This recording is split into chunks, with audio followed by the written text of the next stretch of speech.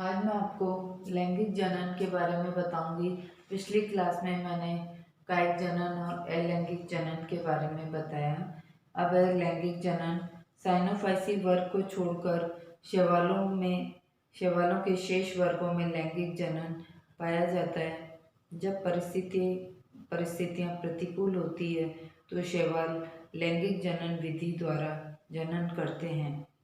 युग्मक जिन कोशिकाओं में बनते हैं इन्हें युग्मकधानी या गैमेटोजेन कहते हैं। लैंगिक जनन की दृष्टि से शैवाल दो प्रकार के होते हैं, समथैलस या होमोथैलस कहते हैं। जब एक ही थैलस में बने युग्मक आपस में संयोजन करने में समर्थ होते हैं। दूसरा है हेटेरोथैलस या विषम थैलस कहते हैं। जब संयुग्मन करने वाले नर व मादा युग्मक अलग अलग तंतुओं पर थैलस उत्पन्न करते हैं। अब लैंगिक जनन मुख्यतः तीन प्रकार का होता है। तो सबसे पहला है आइसोगेमी या इसको समयुग्मन कहते हैं।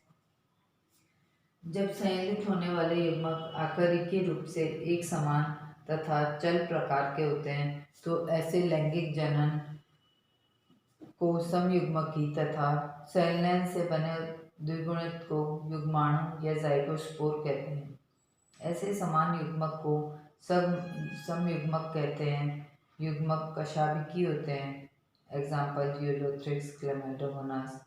इसमें दृढ़ कोशिका भित्ति का अभाव होता है। इन युग्मकों को आकारिकी के आधार पर नर व स्त्री युग्मकों में विभेदित नहीं किया जा सकता है। इन शैवालों में युग्मक संलयन युग्मक धानिया से बाहर जल में होता है।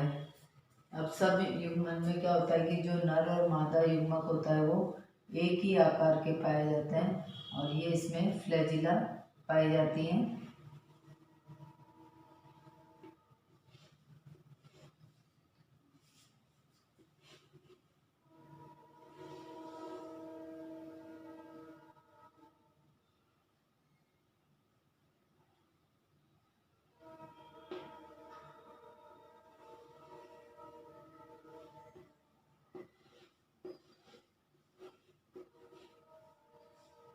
और फिर इसके बाद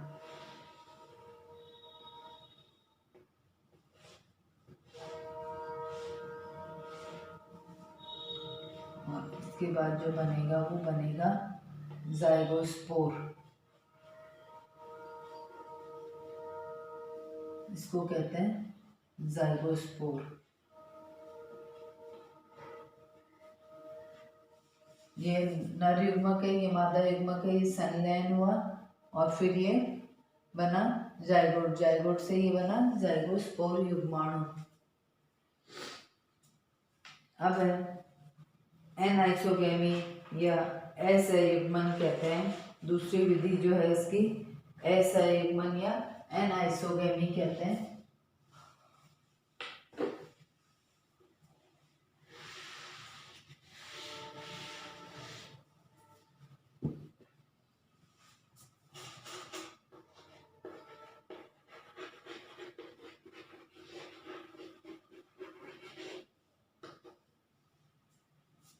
इस प्रकार के जनन में स्त्री व नर युग्मक भिन्न भिन्न आकार व गतिशीलता के होते हैं। नर युग्मक छोटा, चल व अति सक्रिय, जबकि मादा युग्मक अपेक्षाकृत बड़ा, चल व अल्प सक्रिय होता है। माइक्रोगैमेट नर को माइक्रोगैमेट व मादा को मेगागैमेट कहते हैं। ऐसे युग्मकों को असंयुग्मक तथा उनके संलयित होने की प्रक्रिया को असंयुग्मकता कहते हैं। Example Ectocarpus, Pandorina, Chlamydomonas. तो अब इसका डायग्राम, ये जो नर युग्मक होता है ये छोटा होता है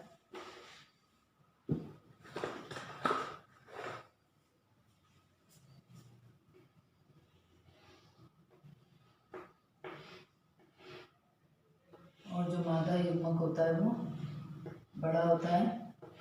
अब इसमें संलयन होता है तो संलयन के बाद क्या होता है?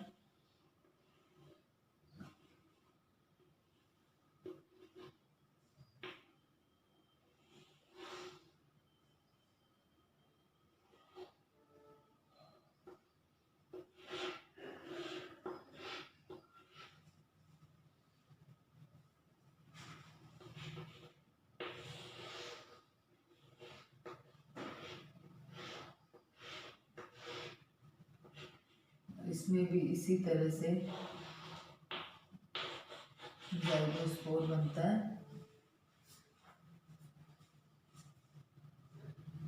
तो ये विधि है असंयुग्मन। अब तीसरे प्रकार की कहलाती है विषम युग्मकता या ऊगैमी।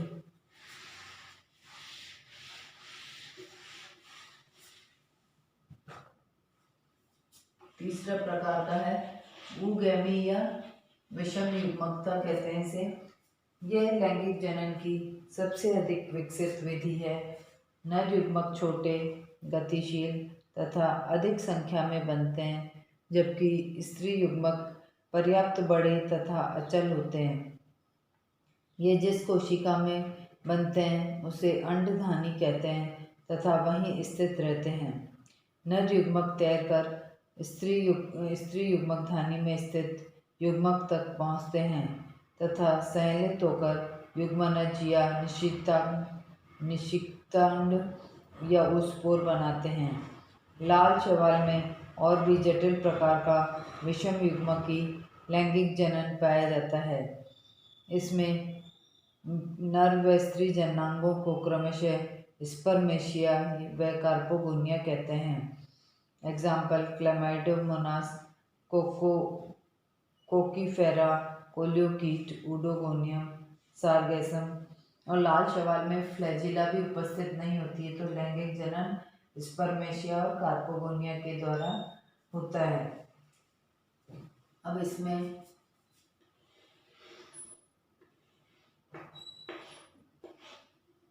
नर युग्मक इस प्रकार से होता है और जो मादा युग्मक होता है वो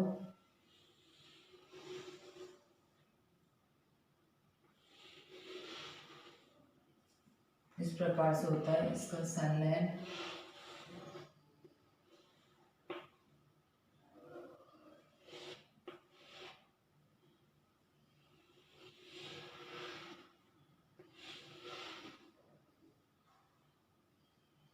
और फिर इसका जो oospore बनता है वो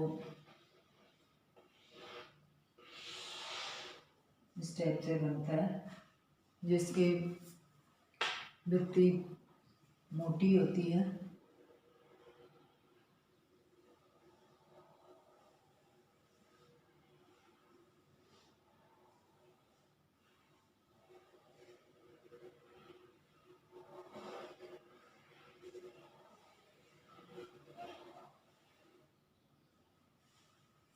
ये है oospore।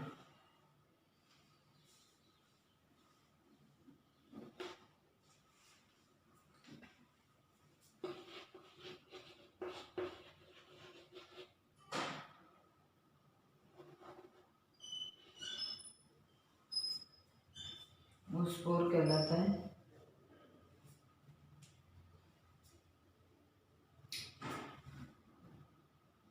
ये तो एंथ्रोजाइट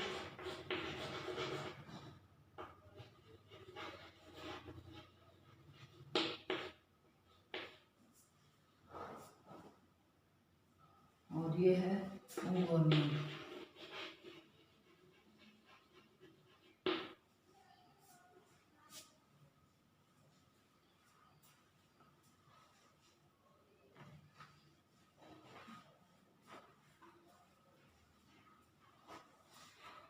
लैंगिक जनन की प्रक्रिया में नर व स्त्री युग्मकों के संयोजन से द्विगुणित युग्मनज या जाइगोट का निर्माण होता है। शैवालों की विभिन्न जातियों में युग्मनज दीर्घ या अल्पकालिक विश्राम अवस्था के पश्चात अंकुरित होकर सीधे द्विगुणित थैलस बनाता है, जिसे बीजाणुभित्त कहते हैं। अर्थात इसके द्विगुणित केंद्रक में अर्धसूत्री विभाजन होता है, जिसके फलस्वरूप अगुणित पौधों का निर्माण होता है। जिन्हें युग्मोद्भिद कहते हैं। अगुणित पौधों में नर व स्त्री जननांग विकसित होते हैं, जिनमें क्रमशः नर व स्त्री युग्मक बनते हैं। इन दोनों युग्मकों के संयोजन से पुनः द्विगुणित युग्मनज का निर्माण होता है। इस प्रकार एक पीढ़ी के युग्मनज से दूसरी पीढ़ी के युग्मनज बनने तक की सभी प्रावस्थाएं जीवन चक्र बनाती है। परंतु कुछ शैवालों में इन सामान्य प्रावस्थाओं में अनेक विविधताएं पाई जाती हैं। इसके आधार पर शैवालों में 5 प्रकार के जीवन चक्र बताए गए हैं।